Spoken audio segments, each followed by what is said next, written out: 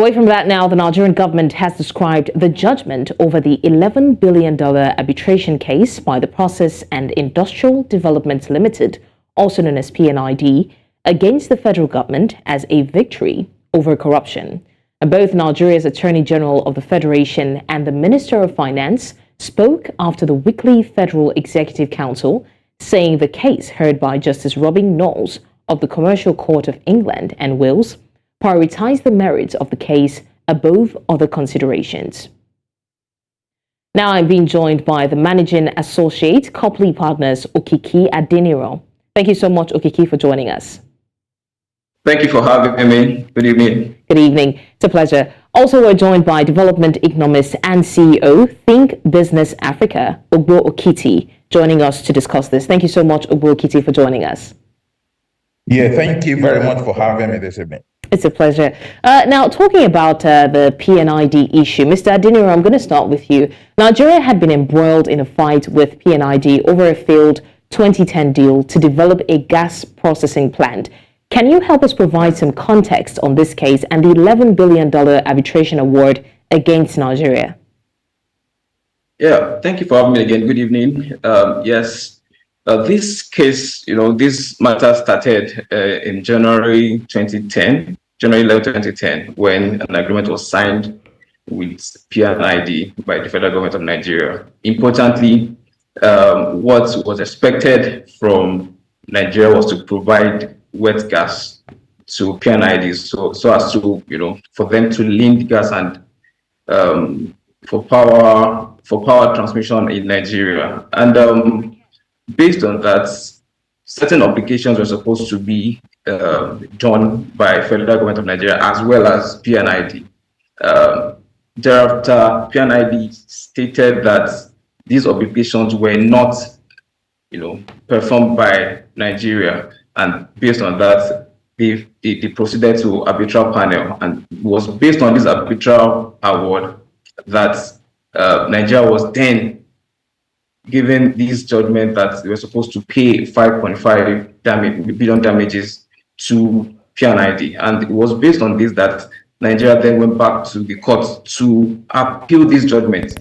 And thankfully, we have seen and we have been vindicated. I mean, Nigeria has been vindicated by this judgment. And typically, we've seen that issues like bribery and fraud was involved in this case, and now we've been vindicated.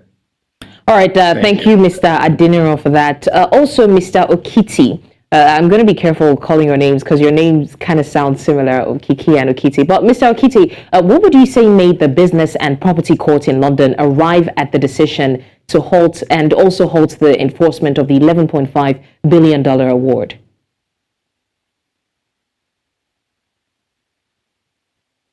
Mr. Okiti, are you there? Yes, I am. Can you hear me? Yes, I can, loud and clear. Yes, I think the first thing is that the matter, it's just to, how do I put it? It's a very, very sad case. So first and foremost, this is great news for Nigeria. That's number one. The number two, I think, is that if you read the judgment, which I'm sure most of us have read, and as much as possible, you will find how much care and detail the judge actually put in the case. And that gives us an understanding of the kind of rot that happens sometimes in Nigeria's contractual business contractual obligations. Wherever it is that we find them. Because this is the only one that became public now, but there are many others that are actually not public. So in terms of what the judge saw, for me, I think there are two things. One was that the judge saw that, and she said it, that it did not go according to Nigeria's public policy arrangement. It was not according to Nigeria's policy arrangement. And I think specifically it was because if you look at the judgment, especially there's one particular paragraph in which the legal advisor had advised that's the former Minister of Petroleum, that's Ajumogobia, to sign something. And Ajumogobia actually said, look, can you send it to another department for review? But instead of sending to another department for review, she actually went ahead and said, the minister has okayed this, So for me, I think it smacks of so many things that are wrong with the system. And also in that case, it was very, very clear, and the judge also said it, and I quote her. She said, the judge said, the cross-examination of Mrs. Grace Tega at the trial revealed she was more intelligent than she wished to show. So what am I arriving at here?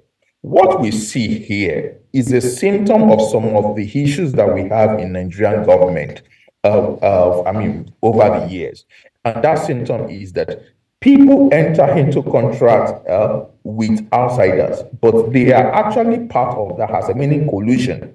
So you are entering into a contract in which you are actually part of the two parties. And that is exactly what happened. And I think on this case, this is I hope now for Nigerian officials, because everything has been detailed in this case, and I'm very, very glad that the case has gone in the favor of Nigeria here. Right, thank you for that. Mr. Adeniran, what would you say the implications of this or the decision will be on Nigeria's economic and financial stability? Well, okay, so like I said before, let me reiterate that in this case, Nigeria has been vindicated, and the implication of this particular case would then be that, now we can focus on our economy. As it is presently, the economy is going through stormy season. There's been an issue day after day, and now we can focus on our economy. In fact, as it is, just in case there's been plans about making certain payments or having some monies to make for this to be paid regarding this, for now we can then divert that money into some other things and grow our economy. And with this, I believe that as we do this, the economy can then bounce back to how it should be or the way it was before. So again, I'll say that it's a big one for Nigeria, and let me also congratulate our president on this case, that this has happened, and this can allow him to focus really well on the economy and governance. All right, thank you. Salient point you've raised indeed there. Now, still talking about the measures, Mr. Okiti, in your opinion, what steps would you say Nigeria should take moving forward to avoid falling into these legal logjams and fraudulent business investments with huge implications, just like the one with PNID? Mr. Okiti? Yes. Can you hear me very well? Loud and clear. I think there are two things. The first thing is the case should not end here. Because if the case should actually end here, what is it that the people that perpetrated this, or that were going to perpetrate this evil against Nigeria, what have they lost? They haven't lost anything. They just did not get the money that they thought they would get. So I think they should be prosecuted. Some of them are already dead. So I think there should be further investigation and people should be prosecuted. Why do I say that? If you look at the material going around purportedly about how the money will be distributed, I don't think those group of people are the only people involved in this potential heist against Nigeria. So I think that there should be further investigation, and those found wanting should be prosecuted for the audacity to actually perpetrate this kind of potential crime against Nigeria. That's number one. Number two, there's something that's also very, very clear here. Whether it's the legal system, whether it's the administrative system, whether it's whichever system you want to refer to in government, it's just too loose. It's just too loose. Just few people just signing different things on behalf of Nigeria. I don't think it's done like that anywhere else. So there should be greater level of scrutiny, and there should be greater level of care and of course and of authority of signing things. And especially putting some different clauses in different contracts that makes Nigeria liable for different things in the future. I think this is a very, very big lesson. We have dodged a bullet here, but there is no guarantee that we will dodge a bullet in the future if we continue to approach matters of this significance in a most pedestrian and myopic way. Right. Okay. Thank you, Mr. Okiti. Now, finally, Mr. Adeniran, PNID claimed that Nigeria violated terms of its agreement, just like you have earlier expatiated, by failing to provide gas for the power plants that it wanted to build for the country. What are your thoughts on this, especially as regards awarding contracts to private firms instead of making the refineries operational? Yeah, my thoughts, I believe and I suggest that our refineries should be working. Our refineries should be working and should be operational. Now, the way we have it now, they are not operational. But it is important for us to also be truthful to ourselves that as it is now, we need something to run with. Now, if our refineries are not working, then what should be the case? The case should then be that we can engage private firms to actually do some things for us.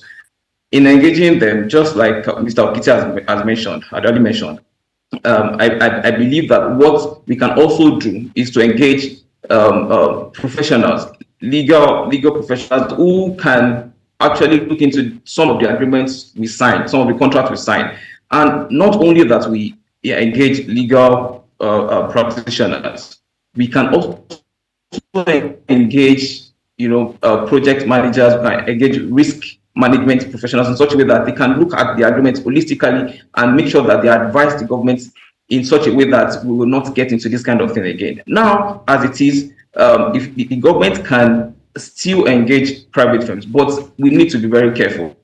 Whilst we make sure that our refineries are working, we can engage them, be very careful on what to do, on clauses we put in the agreement, and make sure that our refineries get back to work and make sure that we do these things properly.